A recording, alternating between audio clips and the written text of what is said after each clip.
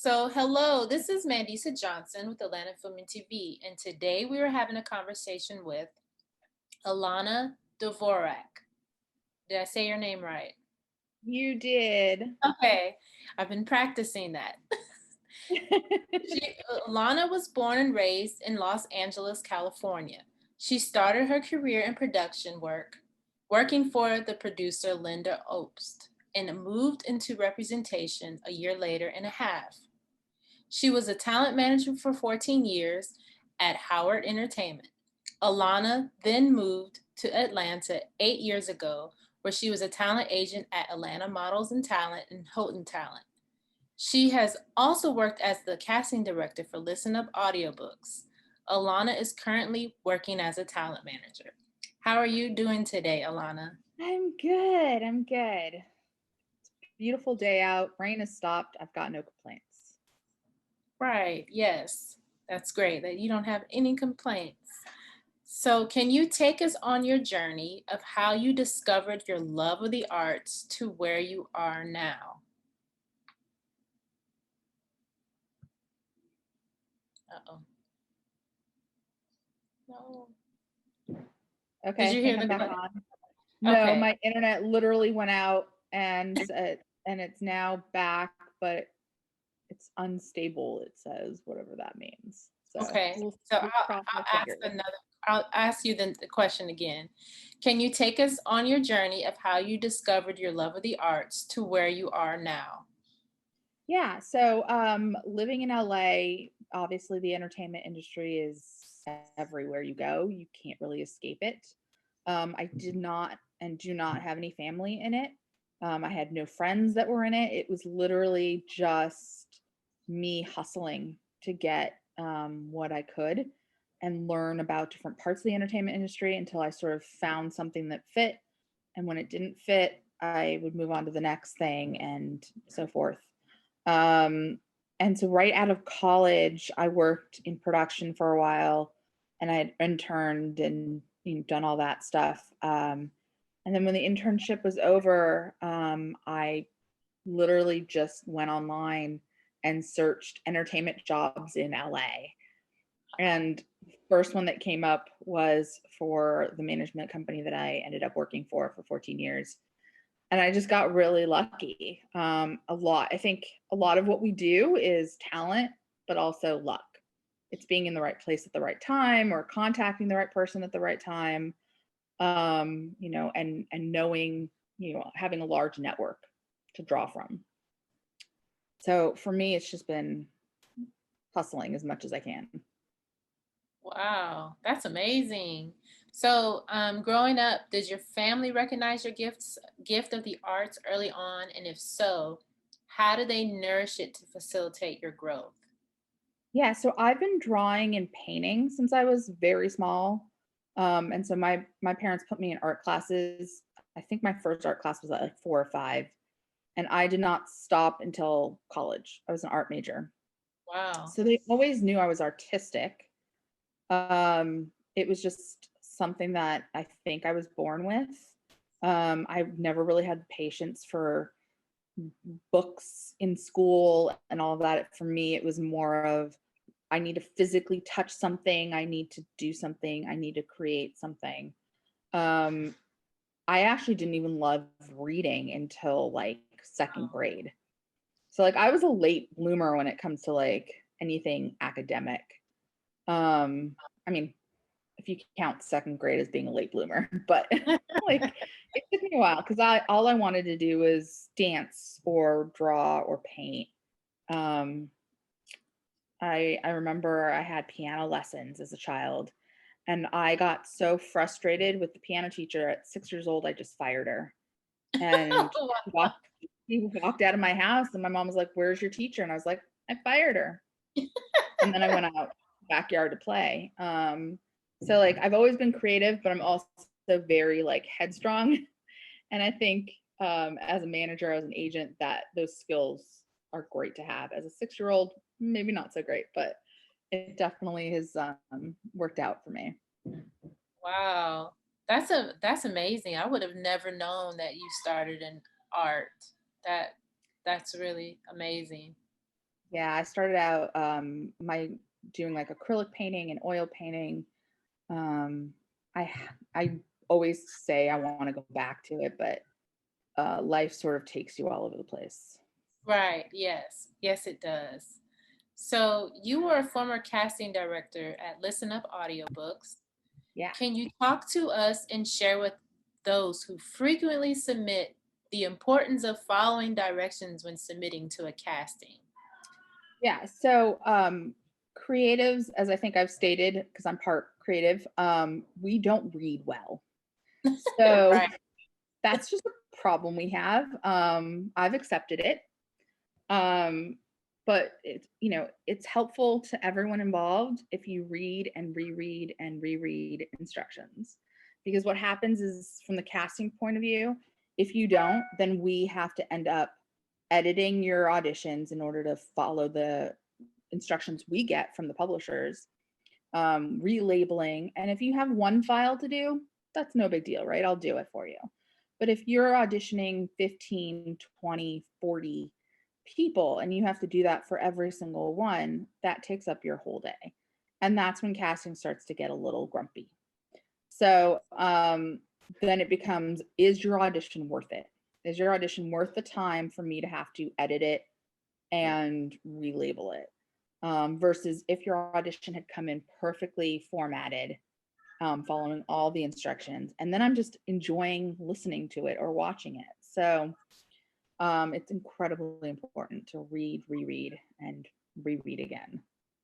Right. Even with Atlanta Film and TV, I'll post something on like social media and somebody will comment and I'm like, did you look at the directions? And then they'll go do it. And then I'm like, no, you were supposed to do this. Like I'm trying to be nice and trying to give them a chance, like, hey, this is what you're supposed to do. Because I'm like, in any field, not just the entertainment industry, you should always read.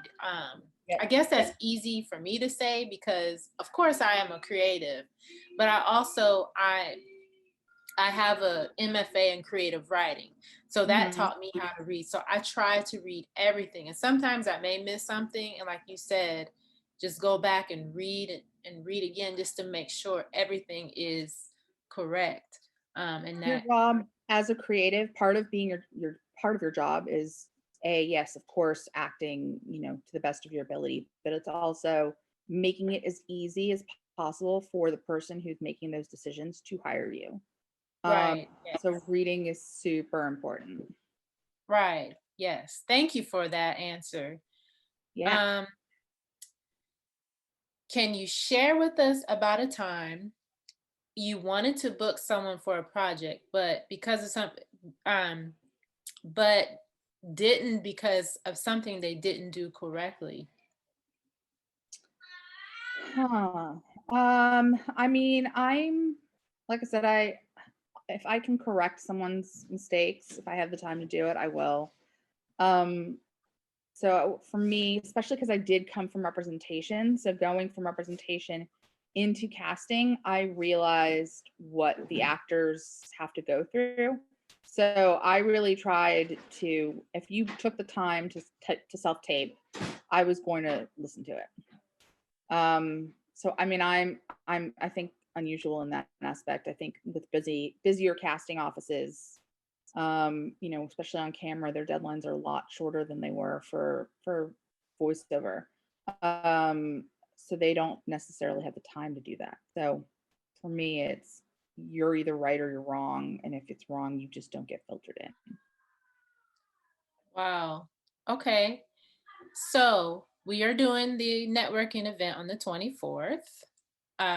Can you share with our readers the importance of networking and building relationships in the Atlanta film and TV industry?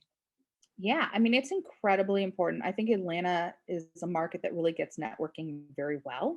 It's one of the things that I love about living here, because actors truly help other actors. And if you're in markets like LA or New York, you don't necessarily get that. It's very much like, this is my role, don't you dare step on it.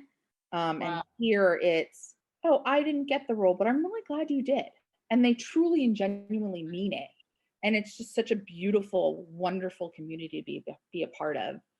But you have to search for it, right? Like no network or community is going to necessarily come to you. You have to go to it. And so that takes research and effort, just like any other relationship.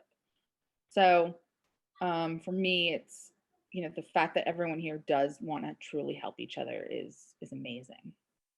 Yeah, I like that too. And then even, the more interviews that I've done, I'm able to build connections and help those people that I interview and actually build those relationships and have like a circle of and a community of people within the film and TV industry, which I think it's cool. And I think it's also very important to network because you don't know how somebody can help you.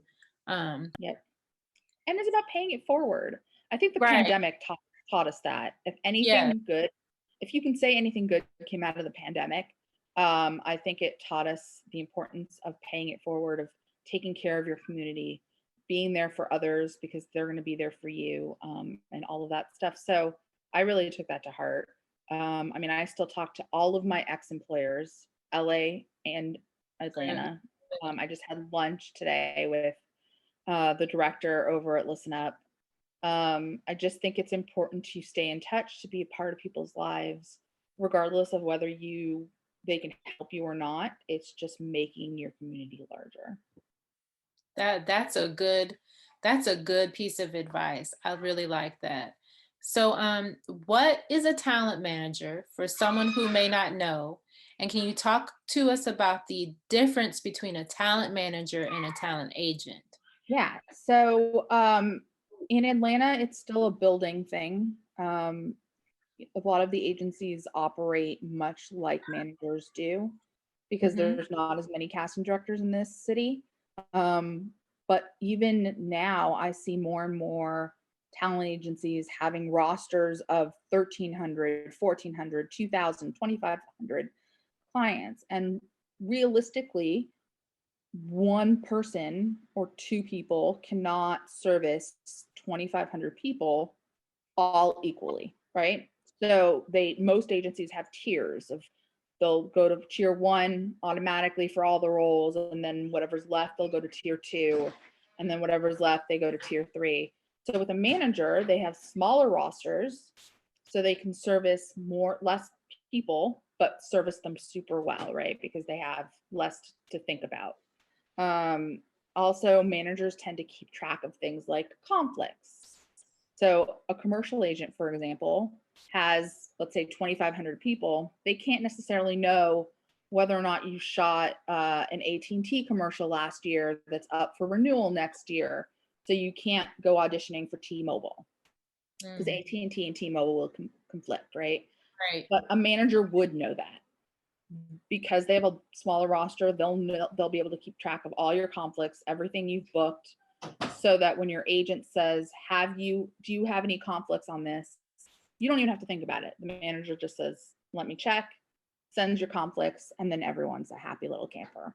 Um, they also, agents are super busy, right? So if you, let's say, want to know how your auditions are going, well, casting here in this market probably won't be giving you feedback. They don't have time. Agents, same thing, probably won't be giving you feedback. They don't have time. So really, it's a manager's job to look at the audition and say, this is what you should tweak. This is what I think could do better. This is great. Um, why don't you go to this acting coach or these classes?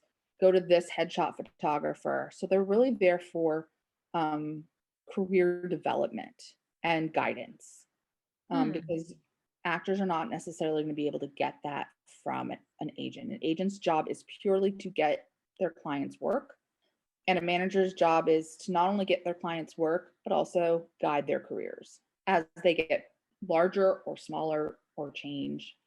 A manager will take care of that. Wow.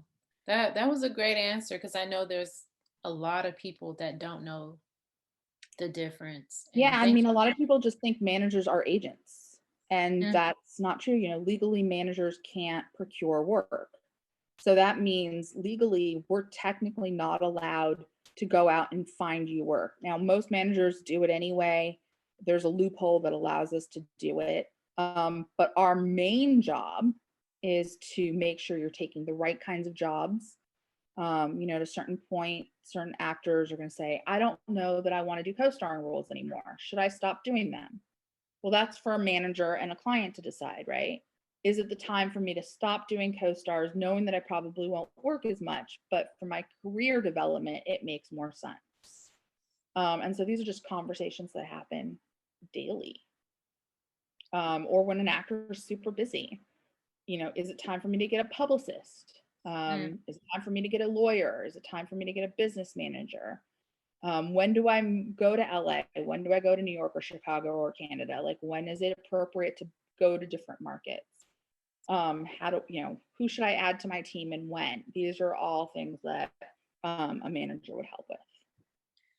Wow, thank you for Yeah. answering that. So, you're looking to start your own management company soon. Can you talk to us about that and what types of talent you're looking for? Yeah. So for me, I really love kids. So I'm definitely going to be focusing on kids. I find working with parents really fun. I love watching a kid grow not only as a person, but also as an actor. I find that development super exciting to me. I also want to, of course, focus on adults. Um, you would think it would be easy to get ethnic talent, but it's not as easy as it Oh, sounds. I mean, I didn't know just that. today, I was talking to Listen Up, and they were talking about how they have a client who just wants to use ethnic narrators for a group of books that they're working on, and they don't have enough ethnic talent to pull from, Hmm. which I know sounds so crazy, uh, Right, yeah.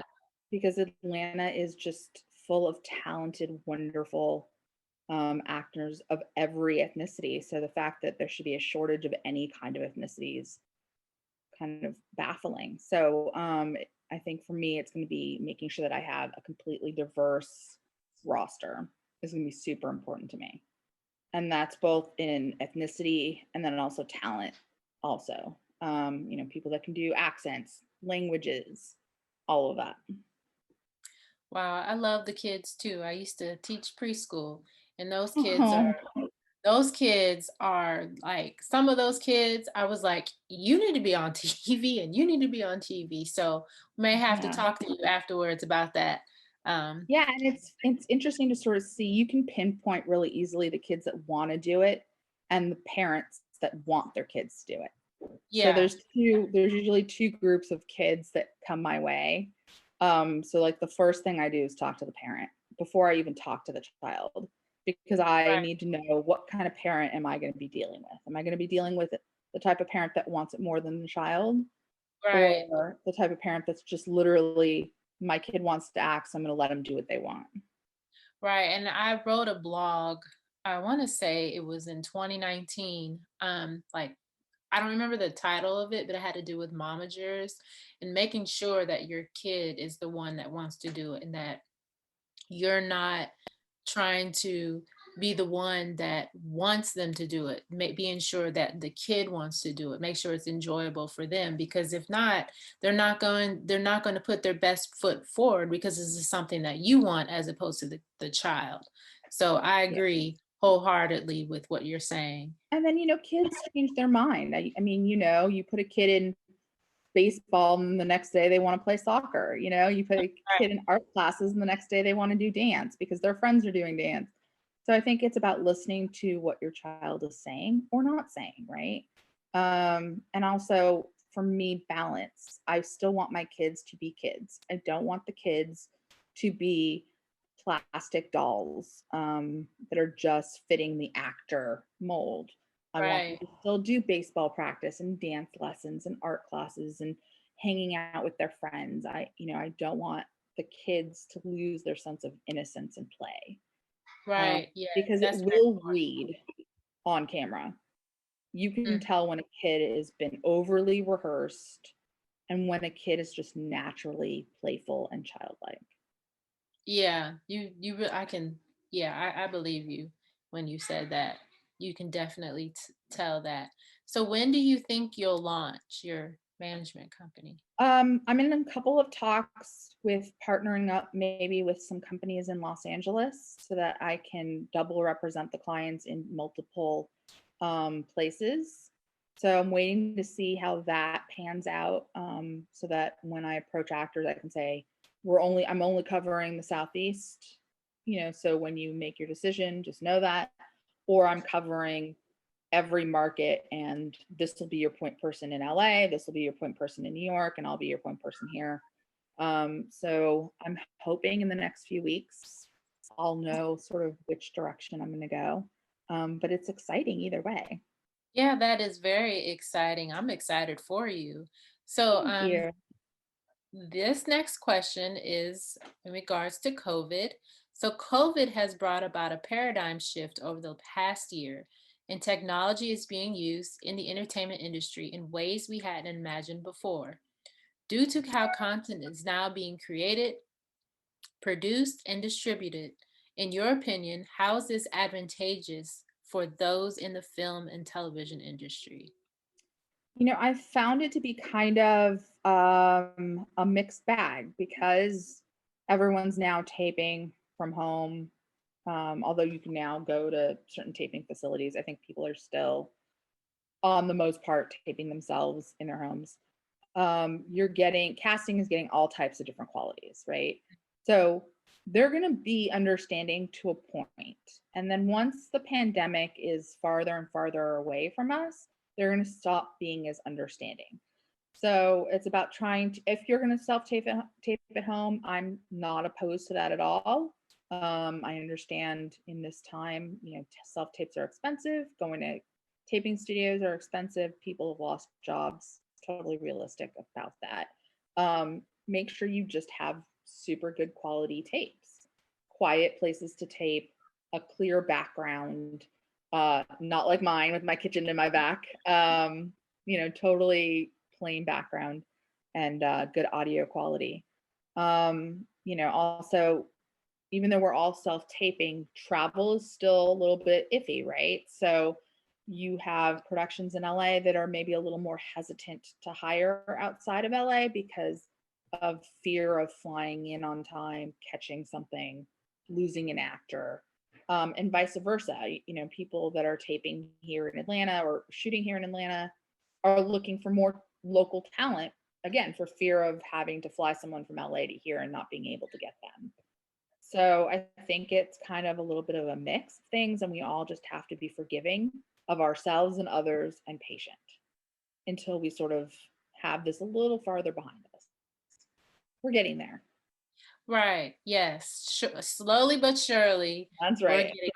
getting there. Yep. So, if I could go back in time and interview 18-year-old Alana, what would you least likely believe to be true? Oh. I mean, I always sort of knew what I wanted to do with my life as far as my career goes.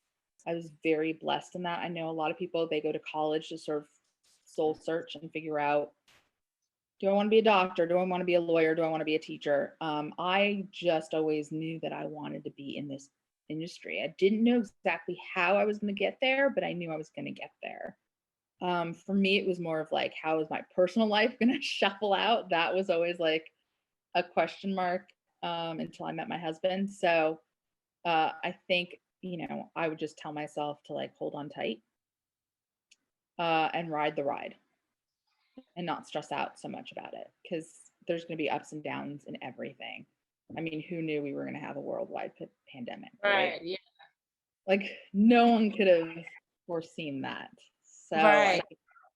think it's just hold on, breathe through all the panic because you're bound to get panic attacks. Everyone is. But know that you're going to get to the other side.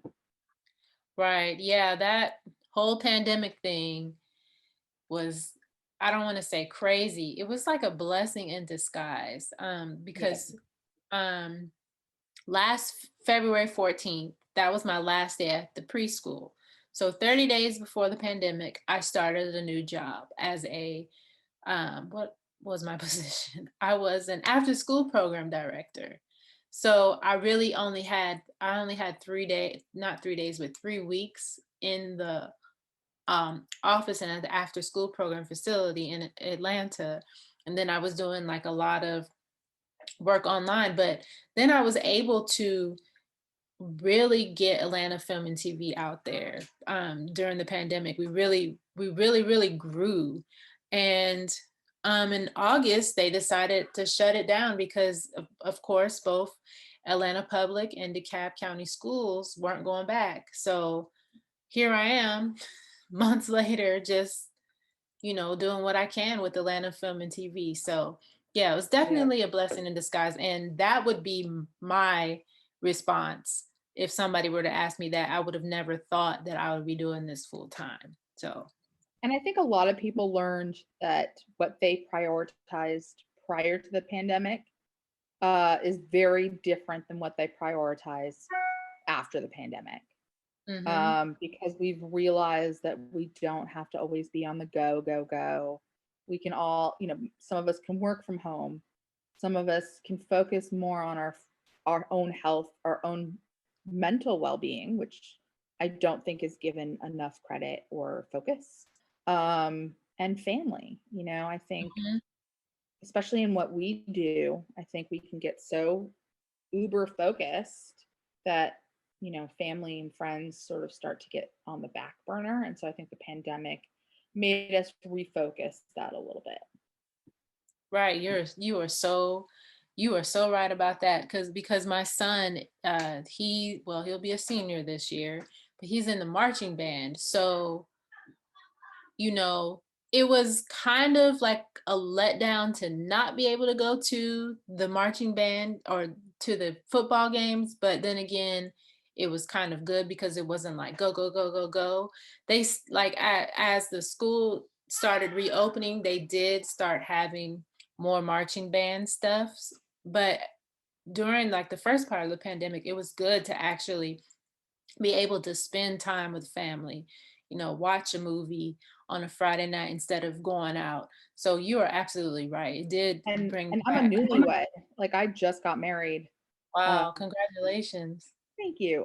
2 months ago. So for me, it was, look at all this time I get to spend with my boyfriend. And then all of a sudden, my boyfriend had asked me to marry him. And then I'm like, look at how much time I get to spend with my fiance. And then it's like, well, the pandemic's still going on. So like, look how much time I get to spend with my husband. So Wow. it's been really, for me, it's been interesting because I've gone through all three evolutions with my spouse through the pandemic. So it was Wow, nice. that's amazing. It's crazy. So where do you see yourself within the next 5 years? I mean, I don't know that any of us can answer that question at this point, right? I have no idea. I mean, I would like to um, see myself continuing to grow the Atlanta market along with everyone else. That would be great. I mean, the market's just growing so fast, and if I could have just like a little part of it, I would be super excited about that. Growing my family would be nice. Spending some more time with my cat. She's the best assistant I've ever had. She doesn't type very well, but she definitely has her alarms set to meow, which has been great. So, that's sort of where I would love to see myself go. Sounds like a great assistant. She's great. Her salary's a little high. She demands, like a can of taco cat food at least once a day. So there's that, but that's okay. She's a demanding assistant. She So is. what would be some advice you would have for someone looking to pursue a career in the film and television industry? I would say you have to really want it because it is very hard. It's a hard lifestyle to not know when your next paycheck will come and to not bring that desperation into an audition because you won't book it. So it's about doing it because you love it and because you're being driven to do it, but also having so much else going on in your life that it doesn't mean everything. So it's Mhm. sort of like a balancing act, right? Like, it has to be more than a hobby, but it can't be your whole world. And it sort of has to fit somewhere in between that so that you still have things to draw from as far as inspiration goes, and that each audition isn't so precious. That's a great piece of advice. I kind of wish I would have had you for our when we were speaking at different career days, because the teachers were asking what was some advice was, and I said you have to have a passion for it, and that was, you have to be it has to be something that you do that you would be willing not to be paid for. That's basically what I Yeah. said. Um, Not, I mean, of course the each audition is your job, right? Like, right. purely want to act, well, that audition is giving you 2 minutes to act. Now, you're not getting paid for it, but you're doing what you love. And the trick is to do what you love, let it go, and never think about it again unless it comes back to you. And then you can re-pick it up. Because if you Right. just focus on everything that you didn't get, or like, I know people who like literally do an audition and the moment it shoots, they'll look up like who booked that role instead of them. Well, that's just Mm, not helpful, mhm. right? Like, do you want to know every person that dumped you who they end up being with? No, like it's just not, Right. it's not healthy. It's not healthy, you know? So you've got to be able to put it up, pick it up, put it down, never think about it again, move on to the next. Right. Yes. Exactly. Have fun with it. Um, Yeah. Life's too short, right? I mean, if you're not right. having fun, do something else. Right. So, where do you see the Atlanta film and television industry in the next 5 years? I think it's going to continue to grow. I think we're already having a lot of progress with that. A lot of series regulars are coming out of Atlanta much more than ever. I think, it's still it's going to be a slow growth, which I actually prefer. Because if you think about it, if you move up too quickly and grow too quickly, you're going to fall just as quickly, right? What goes up Right. must come down. So you really want a slow growth. And if you think about it, our market hasn't been what it is for that long in the grand scheme of things. I mean, LA has sort of been the number one market for so long. So I think we just all need to be patient, but know that it's coming and it's slowly coming more and more. There's a reason why we're the House of Marvel. There's a reason why we're getting amazing shows like The Resident. I think we just need to be patient and more will come. Right. Yeah. That's what I try to tell people, that, just take it all in. It doesn't happen overnight. I'm still not where I want to be. It may look like it, but I'm not. Because Yeah. I haven't shared with everybody everything that I want to do. But, just take it all in, meet people, network with people, and it'll happen for you one day. Just, learn along the way, meet people, And be network. open. I think Right. it's really important to be open to possibility, right? I have a friend who's on The Resident, and she literally just started off as nurse and like 3 lines or something. It was a co-star role. And now she, then started recurring on every episode. Then she had a major love storyline. Now she's like one of the series regular cast members. Like, you just don't know where possibilities are going to lead you to. So I think you just need to be open to whatever comes your way. Right. Well, that was my last question. Thank you so much for answering some questions for Atlanta Film and TV. You're very welcome. Thank you for being patient with my internet. You're welcome.